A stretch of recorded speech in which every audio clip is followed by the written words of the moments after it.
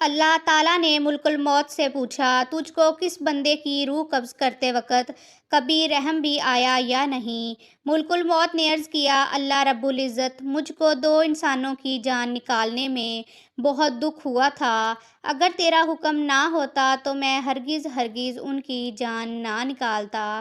ارشاد ہوا، بتاؤ وہ دو لوگ کون تھے؟ عرض کیا، ایک تو وہ بچہ تھا جو نیا پیدا ہوا تھا اور اپنی ماں کے ساتھ جہاز کے ٹوٹے ہوئے تختے پر بے سر و سامانی کی حالت میں بحر بیکرا میں تیرتا جا رہا تھا۔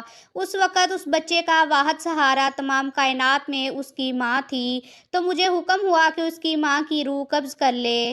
اس وقت مجھے اس بچے پر بے حد رحم آیا تھا، کیونکہ اس بچے کا اس کی ماں کے سوا کوئی دوسرا خبرگیر نہ تھا اور بھوکا پیاسا بچہ اپنی ماں کے دودھ کے لیے ترس رہا تھا۔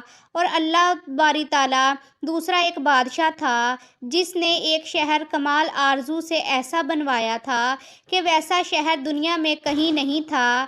جب وہ شہر تیار ہو گیا اور بادشاہ اپنے شہر کو دیکھنے پہنچا تو جس وقت ایک قدم اس کا شہر کے دروازے میں تھا تو مجھے حکم ہوا اس کی جان قبض کر لے۔ اس وقت بھی مجھے بہت رونا آیا تھا اور وہ بادشاہ کیا کچھ حسرتیں اپنے دل میں لے گیا ہوگا۔